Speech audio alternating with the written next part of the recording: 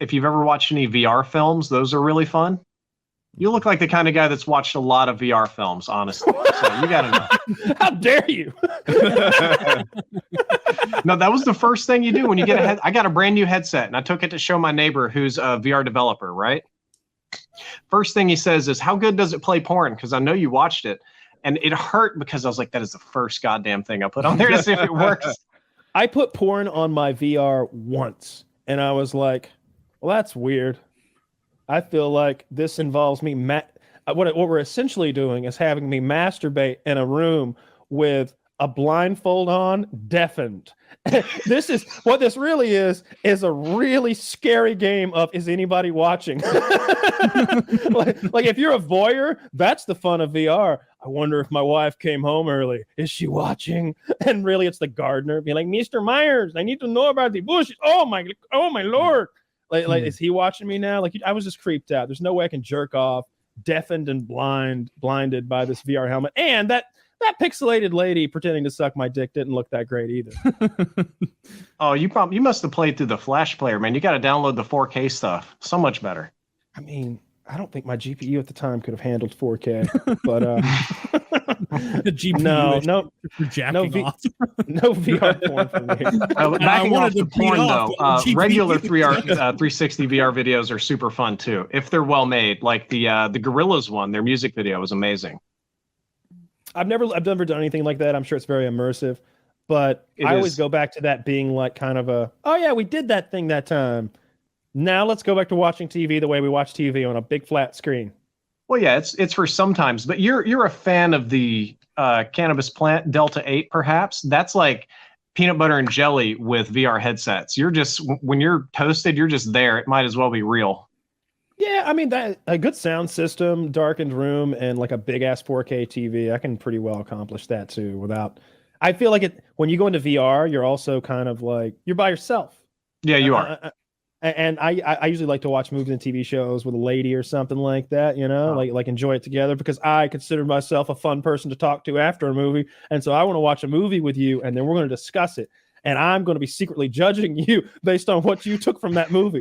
So if you didn't pay attention, I'm going to know right away, because there's a quiz coming.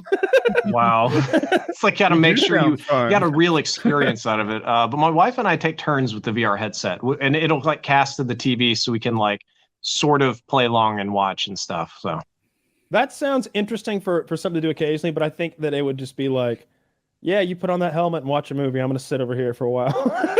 Oh, no. You know?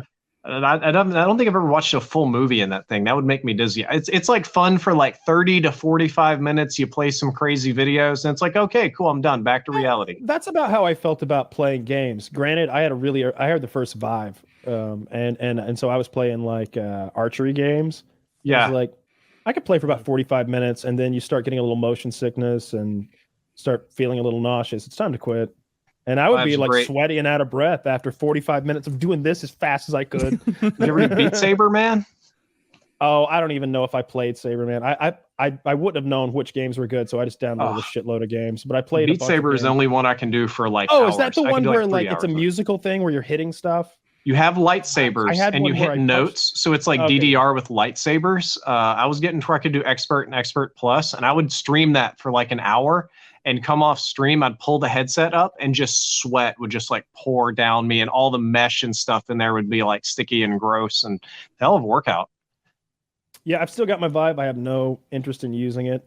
I'm thinking about buying a new PC, building a new PC. Actually, every day I refresh my I've got the PC parts picker like put together, and so it's fun every day to refresh it and see if the price changes, because it's all the prices, and they update, and every day it goes down by like $6 or $8. It's kind of neat. It's like, man, this shit gets cheap. It's a good thing you didn't buy yesterday. There was $6. Oh man, I've saved $12 this week alone. Woody. You don't even know. I didn't. Got new 4080 Ti coming. It comes to am I going to wait for the 40 series GPU? Like I don't think so, because every time I say I'm going to wait, I wait, and then, oh yeah, you can't get them, or they're $2,000 or some shit. Yeah. You got to meet some guy in a shady alley somewhere to get it. The prices have jumped. Like I know the prices went wild recently, but It used to be a GPU was what, $600, and 1,000 became kind of normal, and now north of 1,000 can be kind of. 1,500 is what my GPU costs. Okay, sounds thank about you. right. Right. So when the 4080 comes, it's suddenly like they're we didn't think they'd be $2,000, but here they are.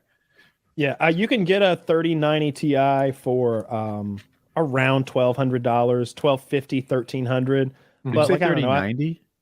Yeah, I mean, you guys are all Ti. entertainers. Yeah. You can put this on your business card as an expense, and because it helps you render videos stupid fast. We put the money into the account. If we had a business account that somebody else was filling up, that sounds great.